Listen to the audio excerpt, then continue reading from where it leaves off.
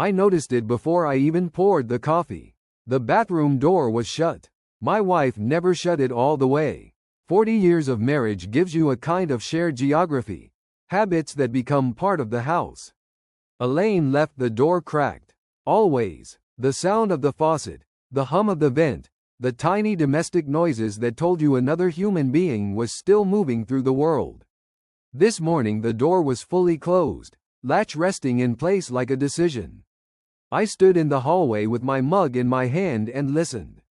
Nothing. No water. No footsteps. The house felt awake but empty, like a set after the actors have left. Elaine was already dressed when she stepped out a minute later. Not in the soft cardigan she used for mornings, but in a fitted coat she usually wore only when she went into the city. Her hair was done. Her makeup was light but intentional. The kind of natural that takes time. Morning, she said, bright enough to be believable. Early, I replied. She smiled as if that was funny, as if we were still in a world where schedules didn't matter. I couldn't sleep, she said. I'm going to run some errands.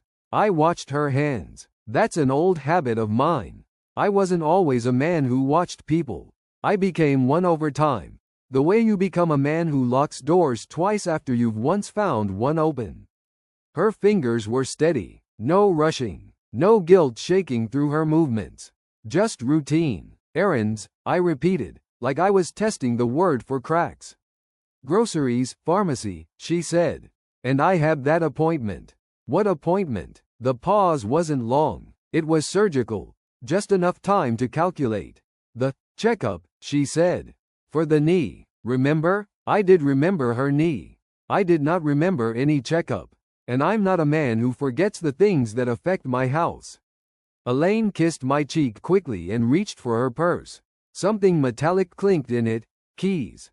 Not our keys. Our keys were quiet. The ones that belonged to the house and the car had worn edges, softened by years. These sounded new. Who are those for? I asked. She was already moving. I didn't raise my voice. I didn't press. Not yet. The keys, I said again. She glanced down as if she hadn't heard them. Oh, just from the community center, she said. They're changing locks on the supply closet. I'm helping with the fundraiser. Elaine had never helped with fundraisers. She donated quietly. She baked if someone begged. She avoided committees like storms. But she said it casually, and casual is dangerous because it makes you look foolish for questioning it. All right, I said.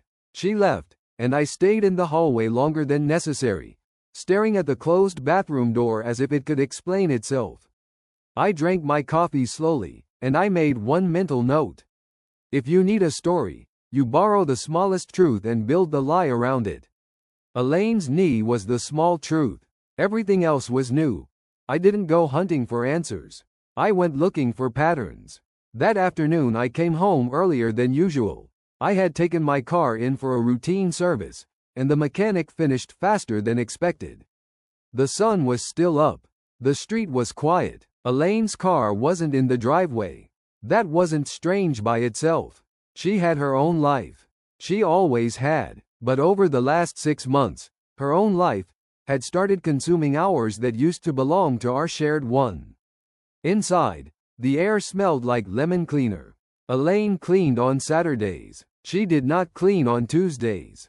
The kitchen counters were wiped, shiny in a way that looked staged rather than lived in. The mail was stacked neatly in a row, aligned so perfectly it felt like a display.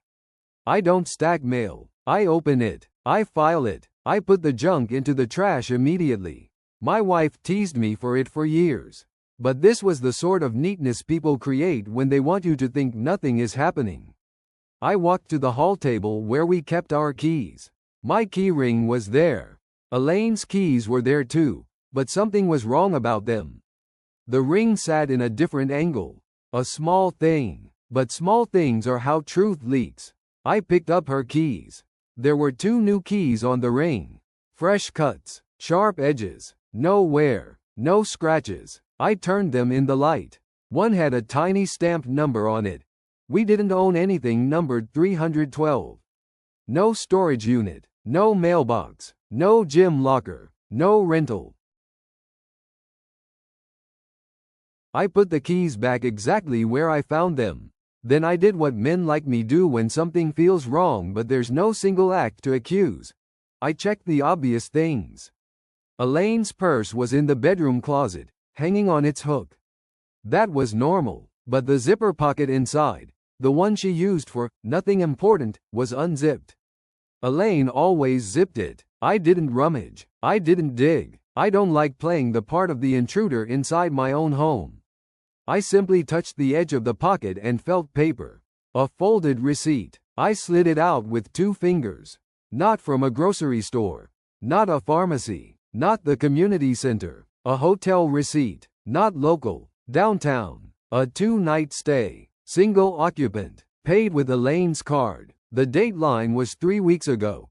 The week she told me she was visiting her sister.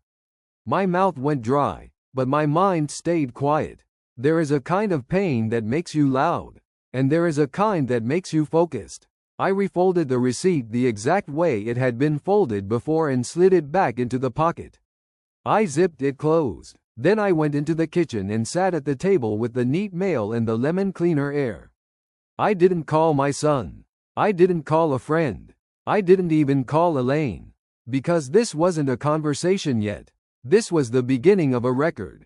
I took out my notebook, the plain one I used for household measurements and repair lists, and wrote, Tuesday 4:47 p.m. New keys on Elaine's ring. Stamped, 312. Hotel receipt found in purse pocket. Downtown. 2 nights. Single occupant. I underlined the last phrase. Single occupant. If you're married long enough, you learn how quickly people can turn a shared life into a solo one while you're still sitting at the same table. Elaine came home at 7:31, smiling like she'd been in good company. She carried a small paper bag, the kind boutique shops use to make ordinary purchases feel special. Her cheeks were slightly flushed from cold air or excitement. I couldn't tell which. Dinner? She asked, as if we were still on neutral ground. I already ate, I said. That was partly true. I had eaten toast, not dinner, but I didn't want to sit across from her and perform normal. Elaine set the bag on the counter. I got you something. For me, I repeated. She looked offended, quickly covering it with warmth. Yes, for you. I opened the bag. A tie. Expensive. Soft. A color I didn't wear. It wasn't wrong. It just wasn't mine. You didn't have to, I said. I wanted to, she replied. You never treat yourself. She said it like a script, gentle, rehearsed, ready. I set the tie on the counter carefully. Where were you today? I asked. Elaine didn't freeze. That's what worried me. She didn't look guilty. She didn't look scared. She looked prepared. Errands, she said. I told you. The center. Then a quick stop downtown. What for? A meeting, she said. About the fundraiser. Who was at the meeting? She gave me a smile that belonged on a family photo. Why are you interrogating me? Interrogating. Interesting choice of word. People use it when they want your questions to sound unreasonable. I'm asking, I said. That's different. Elaine's phone buzzed. She turned it face down immediately. Too quick. Too practiced. I watched her hand hover over the phone for half a second, guarding it like it was a second heartbeat. Who's that? I asked. Her smile didn't change. Probably Marcy. From the center. What's her last name? This time the pause happened. Not long. Just long enough. Hale, she said. I nodded once. Like I believed her. Like I was satisfied. Then I stood and walked to the sink and rinsed my mug slowly. Elaine exhaled, relieved. That's what she thought it was. Relief. But I was doing what I had done all my life with numbers that didn't match. I was letting the lie finish forming so I could see its shape. That night, after Elaine went upstairs, I opened our shared computer. Not her phone, not her purse, not her private space. The shared one. The house computer we both used for bills and receipts. The browser history had been cleared. Elaine never cleared browser history. I sat there with the glow of the screen on my hands and felt something settle into place, calm and final. This wasn't one mistake. This was management, and management means someone thinks they're entitled to control the outcome. I opened my notebook again. Wednesday 7:31 p.m. Gift. Tie, not my style. Phone buzzed. Turned face down immediately. Claimed meeting with Marcy Hale. Shared computer browser history cleared. I capped my pen. Upstairs. Elaine laughed softly at something on her phone. It wasn't loud. It was worse than loud. It was private. I didn't follow Elaine. That's what people expect you to do when they think betrayal begins with motion, cars, footsteps, shadows. I've learned that most damage doesn't happen where people move. It happens where they stay comfortable. Instead, I went downtown. Not to the hotel. Not yet. I went to the place people always forget exists once they don't need it anymore, the municipal records office. Beige walls, low voices, a smell of old paper and burnt coffee. The kind of place where truth waits patiently because it has nowhere else to go. I stood at the counter and asked a question that didn't sound suspicious. I'm looking for unit information, I said. A number. The clerk looked bored, which is always a good sign. Bored people don't perform. What number? She asked. 312. She typed without looking at me. There are several, she said. Storage units, parking permits, short-term leases. Downtown, I added. Likely short-term. She nodded and clicked again. Apartment, she said. Not owned. Rented. Month to month. I felt my pulse slow. Clarity does that. It doesn't excite you. It steadies you. Address? I asked. She slid a small slip of paper across the counter. 2 blocks from the hotel on the receipt. Unit 312. I folded the paper once and put it in my jacket pocket.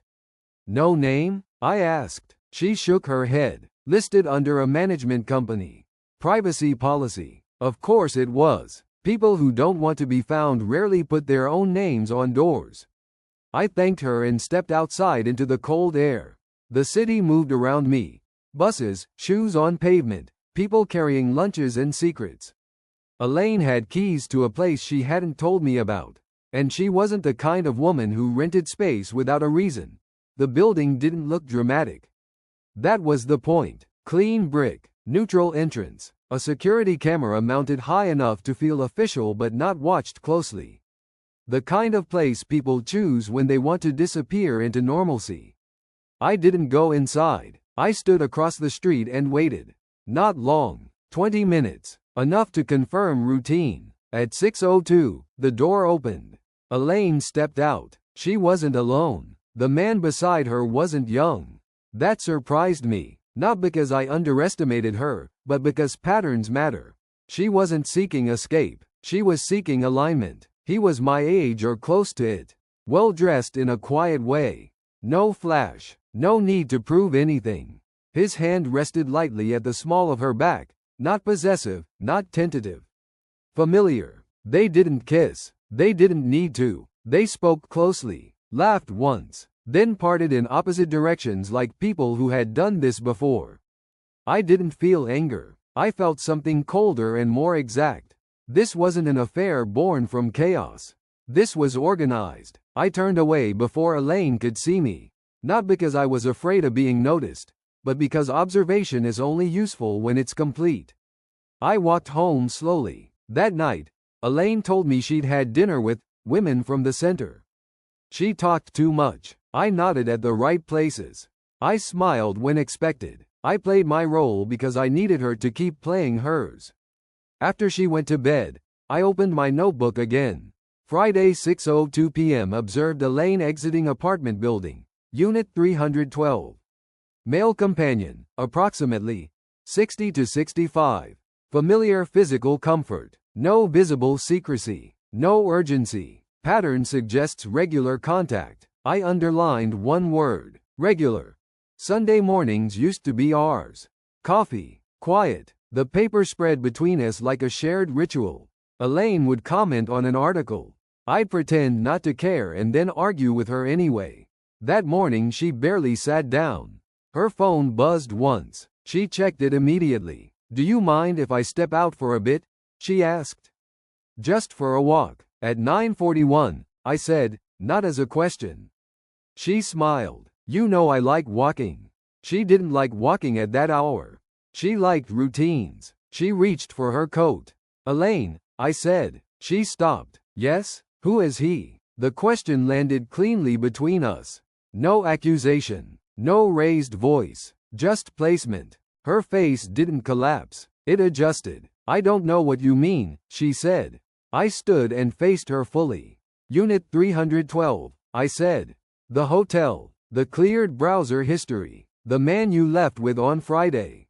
For the first time, she looked angry. Not ashamed. Not scared. Angry. You followed me? She snapped. I noticed, I replied. There's a difference. She crossed her arms. Defensive posture. Old habit. You've been distant for years, she said. You live in your systems. Your lists. Your quiet control. I got tired of being audited.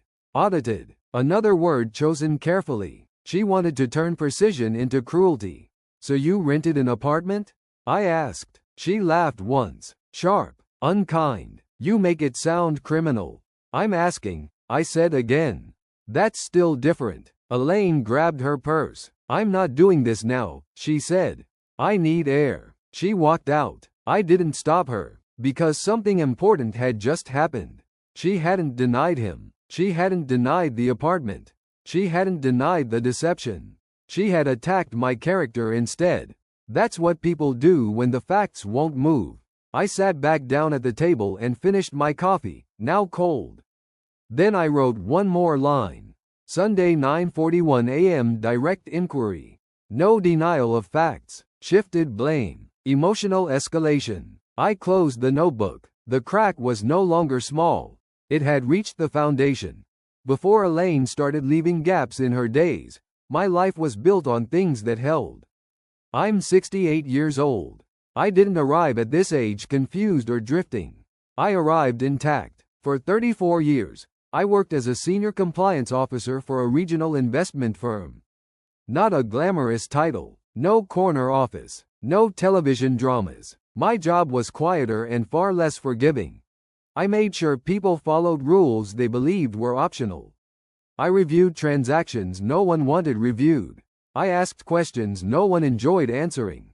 I learned how deception behaves under pressure, not dramatically, but subtly.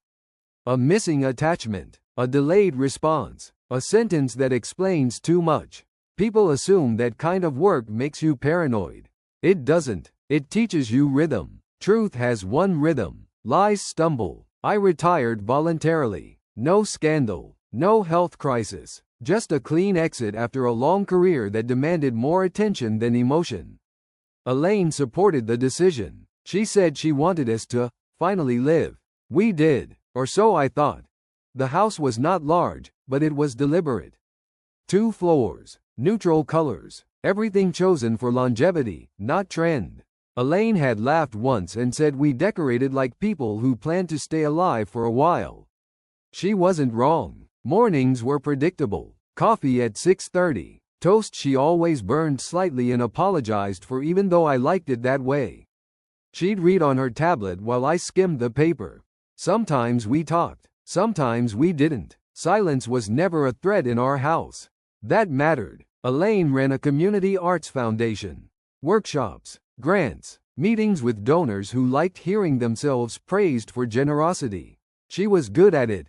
Charming when needed, efficient when bored.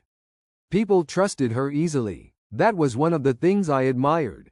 I handled finances, not because she couldn't, but because structure calmed me and freed her from it. We never fought about money. Not once. Everything was transparent, accountable, balanced, or so I believed. The first changes didn't look like betrayal. They looked like distraction. Elaine began missing small things. A meeting time, a grocery item she'd asked me to pick up, a conversation we'd had the night before. She brushed it off with humor. Too many projects, she'd say. My brain's full. I accepted that explanation because it was reasonable, and because it made me generous. Her phone habits changed. Screen angled away. Notifications silenced. Browser history cleared. Not constantly, just enough to establish a pattern. Patterns matter more than events. I noticed she began guarding time the way people guard money when they're overspending. I'll be late tonight. I need space this afternoon. Can we not do questions right now? Questions. That word came up more often. I believe Elaine underestimated me in a very specific way. She knew I wasn't emotional. She knew I didn't shout or demand explanations. She interpreted that as detachment, as passivity. What she didn't understand was that I don't move quickly because I don't need to. People who rush want resolution.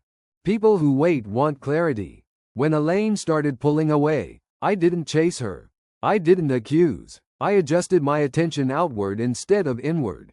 I observed. I noticed she used the phrase, "you wouldn't understand," more often. I noticed she began framing my calm as absence. "You're never really here anymore," she said once, standing in the doorway. I almost laughed. I had been there the entire time. I just wasn't noisy about it. That was the mistake she made. She believed my silence meant disengagement. In reality, it meant assessment. And by the time Unit 312 entered the picture, I already knew something fundamental. Elaine wasn't reacting to neglect. She was responding to opportunity. I didn't learn his name from Elaine. I learned it from a calendar reminder that wasn't meant for me.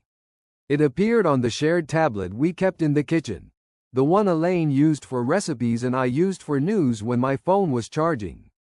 A small notification slid across the screen and vanished before she noticed. Lunch. R. Calder, 1 p.m. No last name we knew. No context. Just an initial and a confidence that suggested familiarity. When I asked her about it later, casually, she didn't hesitate. Board contact, she said. Potential donor. Too quick. Too smooth. People telling the truth don't rush to explain. I said nothing. I didn't ask follow-up questions. I simply stored the name. Calder. Access doesn't arrive all at once. It arrives as accommodation. Elaine started asking me to cover small things she used to handle herself. Answering emails, rescheduling appointments, signing for deliveries. Nothing dramatic, nothing that looked like surrender.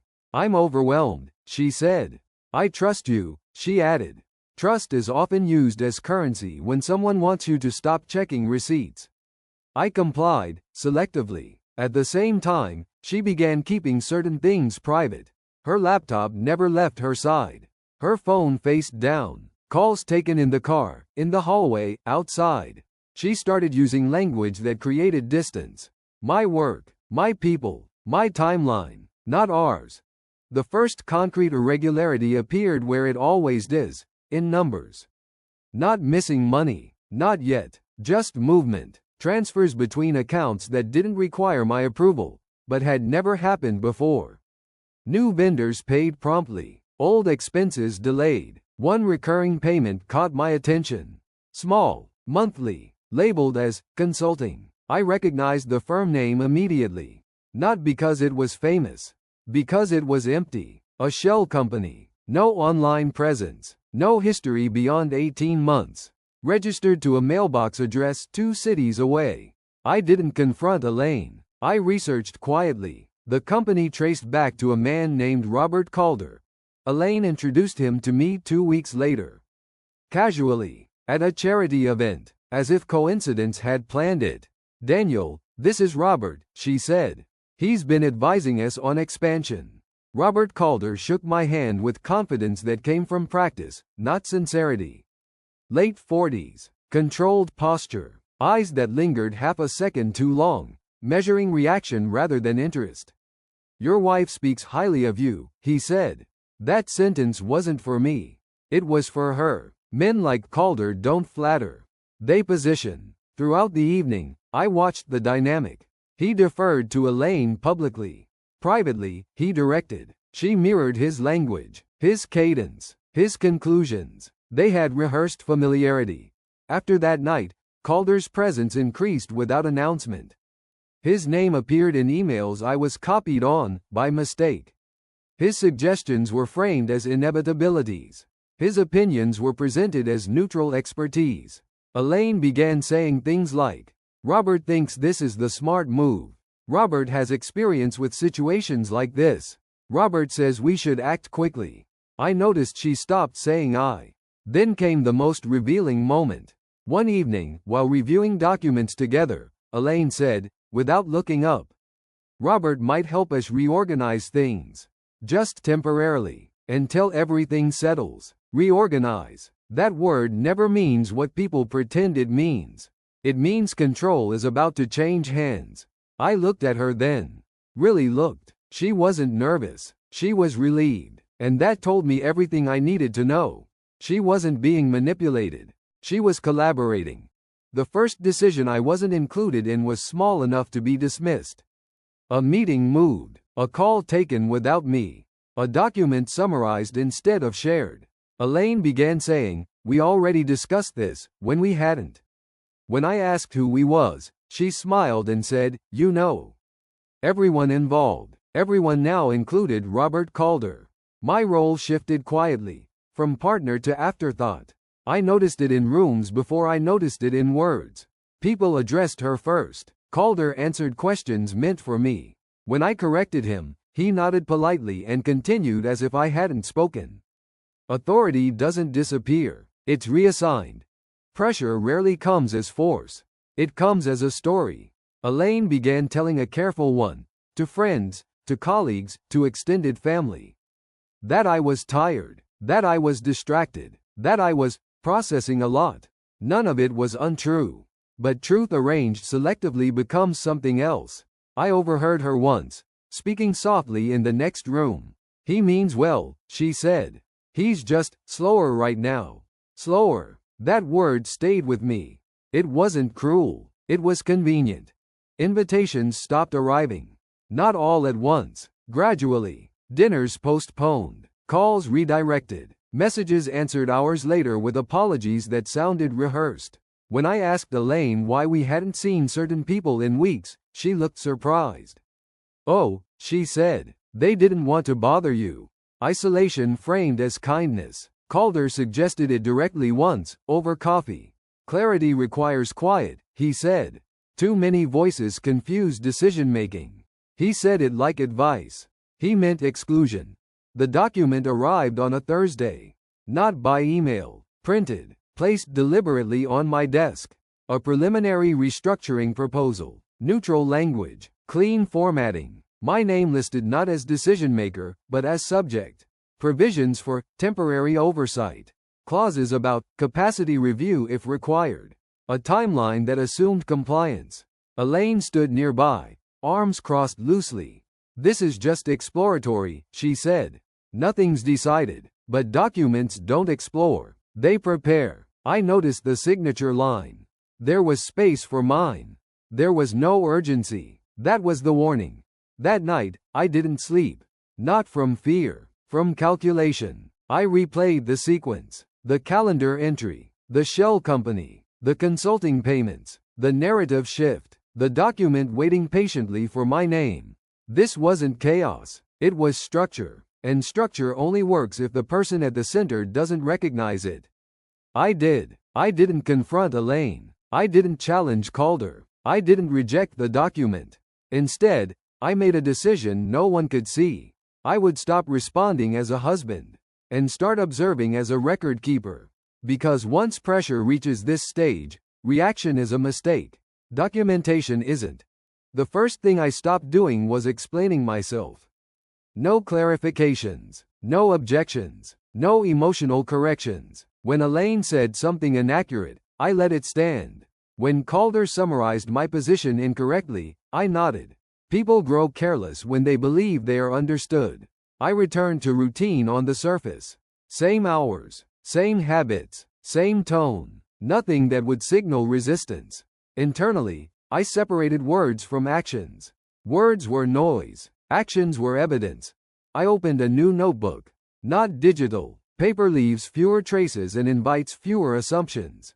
I dated every page. Logged conversations verbatim. Not interpretations, phrases. Temporary oversight. Everyone agrees. Just until things stabilize. I recorded times, locations, who initiated contact, who redirected it. Patterns emerged quickly. Elaine never initiated major decisions alone. Calder never appeared without her prior framing. Documents followed conversations within 48 hours. This wasn't improvisation. It was choreography. I reviewed accounts they assumed I had forgotten. Nothing dramatic, nothing illegal, yet. Consulting fees routed through layered invoices. Reimbursements approved without my direct sign-off. Calendar entries linked to payments I hadn't authorized. Calder's firm billed in increments designed to look routine. Routine is camouflage. I downloaded statements quietly and mirrored them to an external drive Elaine didn't know existed. I didn't freeze anything. Freezing signals awareness. I wanted continuity. The mistake came from confidence. Elaine forwarded an email chain to me accidentally or thoughtlessly. In it, Calder wrote, "If he delays, proceed without escalation. Momentum matters." Momentum. That word meant timelines were running independently of my consent. I replied with a single neutral sentence.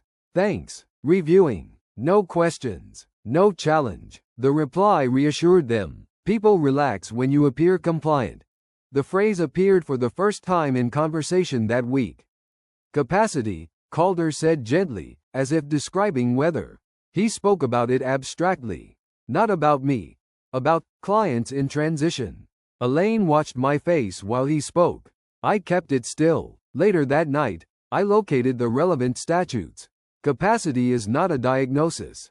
It is a process. And processes require records. Which meant timing mattered. I wasn't late. I was early. Rushing is always a tell. Elaine began compressing conversations. Calder shortened explanations. Decisions were framed as already aligned. "We don't want to lose the window," Calder said once, tapping the table lightly. Elaine repeated it later, word for word. "Windows only matter when something is about to close." I continued to agree. "Yes, that sounds reasonable. Let's circle back. I trust your judgment." Trust accelerates error. The envelope arrived on a Wednesday. No warning. No discussion beforehand. Inside was a draft agreement. Not final. Not signed. But filled out. Names typed. Dates populated. Authority assigned. Mine, notably, was assumed, not requested. The language was careful, passive, protective. Upon determination. In the event of incapacity. Temporary administrative authority. Temporary is the most permanent word in documents like this. I placed it back in the envelope and left it on my desk, visible. Visibility creates confidence. I received a call from a vendor I hadn't spoken to in months. He asked whether he should continue routing invoices through Calder's office, as usual. As usual, I asked when that instruction had been given. He paused, checked his system. Gave me a date. It predated our last meeting. Someone had acted before discussion. I thanked him and asked him to keep doing exactly what he'd been doing. No changes. I wanted consistency. Elaine began narrating my condition to others. Not dramatically, casually. "He's been tired. He forgets small things. He prefers when we handle details." She said it in rooms where I could hear her.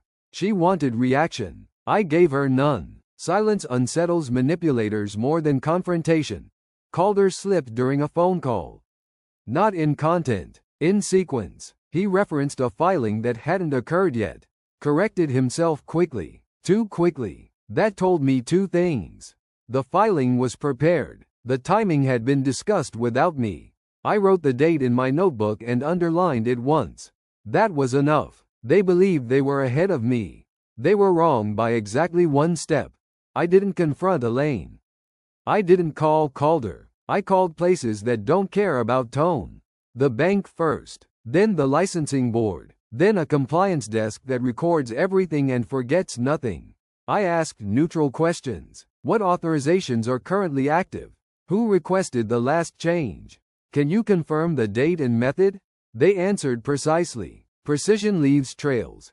The first discrepancy appeared in a timestamp. A request logged before consent. An email routed through a proxy address. A signature image reused where originals should exist. No accusation needed. Systems don't respond to outrage. They respond to mismatch. A review flag was placed. Quietly. Elaine noticed delays. Calls stopped being returned the same day. Replies came slower. Language shifted from confident to careful. She asked if something was wrong. I said no. Concern thrives on uncertainty. Let it starve. Calder invited me to lunch. Neutral ground. Friendly tone. A reset attempt. He spoke about misunderstandings. About alignment. About how these things can look bad on paper. Paper is where truth lives. I listened. I nodded. I said nothing that changed anything. When he realized I wasn't negotiating, his voice lost its warmth. That told me enough. 2 days later, the first process stalled. Not reversed. Paused. Pending clarification. That phrase terrifies people who rely on momentum. Elaine called twice that evening. I didn't answer. Not because I was angry. Because the system was speaking now. Elaine stopped waiting. That was her mistake. She called the bank directly instead of letting messages sit. She followed up on emails that hadn't been answered yet. She tried to clarify things that didn't need clarification. Every call was logged. Every follow-up created a timestamp. Pressure leaves fingerprints. 2 institutions compared notes. They weren't supposed to, but reviews have a way of overlapping. One request listed me as unavailable. Another claimed I had personally confirmed details that same afternoon. Same day. Same hour. 2 incompatible realities. That's when internal language changes. Not concern. Not confusion. Discrepancy. She sent me a message that night. Longer than usual. Carefully worded. Too many reasons stacked together. She explained why she'd acted quickly. Why she'd taken initiative. Why she believed she had authority. People who are certain don't explain. They assume. I archived the message without replying. Calder called again. This time his tone was different. Less smooth. Less practiced. He asked whether I was trying to make a point. I answered honestly. I'm letting the record speak. Silence followed. Then a quiet exhale. That exhale mattered more than words. The pause turned into a process. The process turned into a file. Once something has a file number, it stops being personal. Emails rerouted. Requests required verification. Third-party access was suspended pending outcome. No announcements. No drama. Just friction. Elaine felt it everywhere at once. And for the first time, she didn't control the timeline. Elaine stopped pushing systems and turned back to people. She showed up at my door on a Tuesday afternoon, unannounced, holding a paper bag from the bakery downstairs. Not pastries I liked, pastries chosen to look thoughtful. When I opened the door, she smiled the way someone smiles when they believe anger has cooled. I just wanted to check on you, she said. No paperwork, no stress. I stepped aside and let her in. Control doesn't fear proximity. It observes. ITSHE sat at the kitchen table and spoke slowly, carefully. She reframed everything. She hadn't acted instead of me. She'd acted for me. She hadn't overstepped. She'd anticipated. She hadn't excluded me. She'd protected me from complexity. Every sentence placed responsibility somewhere abstract. Process, timing, miscommunication. Never her. I didn't interrupt. People reveal strategy when they believe they're repairing damage. Eventually, she said the word, sorry. But it was a conditional apology. I'm sorry if it felt like too much. Felt, not was, not did. I nodded once. She relaxed slightly, mistaking acknowledgement for agreement. That was my advantage. Elaine leaned forward. You know Calder didn't mean any harm, she said. He just trusted me. She used his name deliberately. Triangulation only works if you accept the triangle. I didn't. This isn't about intention, I said quietly. It's about authority. She blinked. That word landed heavier than she expected. When she stood to leave, she hesitated at the door. We're still family, she said. Family is a word people use when leverage fails. I opened the door fully. Yes, I said, which is why this ends cleanly. She searched my face for something. Anger, doubt, relief. She found none. That unsettled her more than shouting ever could. The first consequence arrived by mail.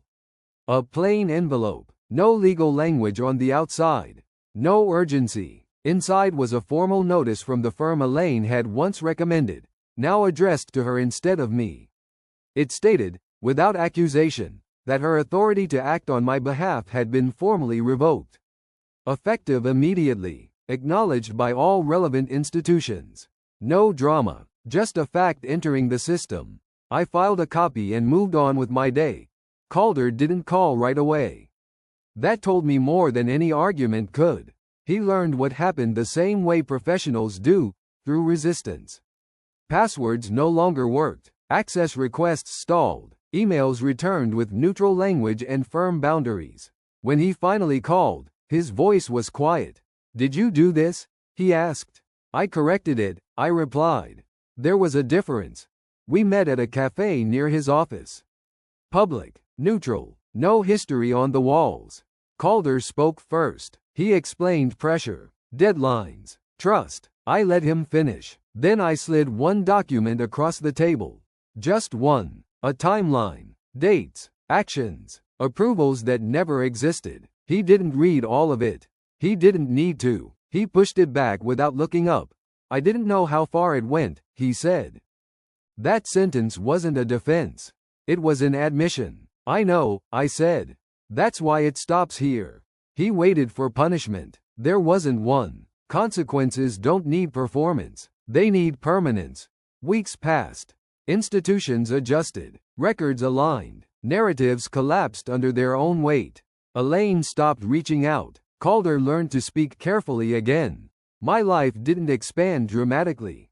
It stabilized, which is what justice actually does when it works. The system didn't care about emotions.